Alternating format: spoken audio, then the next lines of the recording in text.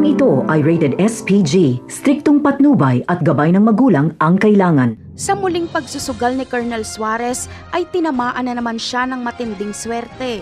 Kabig niya lahat ng pera ng bangka. Wala nang gustong makipagsugal sa kanya. Pero pinalagan siya ni Tanggol at itinaya ni Tanggol ang Star of Venus. Agad namang pumayag si Colonel Suarez. Matagal niya na kasing inaasam-asam ang Star of Venus na ito. Tuloy-tuloy pa rin ang swerte ni Suarez dahil ang ganda ng kanyang baraha. Pero mas swerte si Tanggol dahil mas maganda ang baraha niya.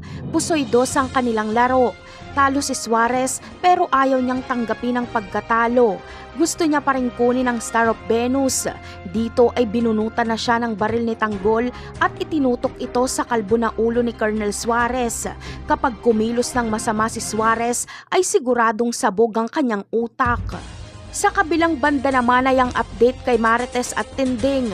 Parehong malubha ang kanilang kalagayan at nag-aagaw buhay sila. Kailangan agad nilang masalinan ng dugo dahil kung hindi ay mamamatay ang dalawa. Ang problema ay walang kapareho ng blood type. Masasalinan lang ito kung darating si Santino at David at kung magmamatch ang kanilang dugo kay Marites at Tinding. Samantala, kahit hindi nagdarasal si Rigor ay natuto siyang magdasal. Ipinanalangin niya na sana ay mabuhay si Marites at Tinding. Konsensya kasi niya ang lahat ng ito. Batid niyang siya ang may kasalanan ng lahat. Kaya ayaw niya nang may mamatay pa ng dahil sa kanya. Uusigin si Rigor ng konsensya at pati sa kanyang panaginip ay dadalawin siya lagi ni Lena. Hindi mabubura sa isip niya ang pagpatay niya kay Lena.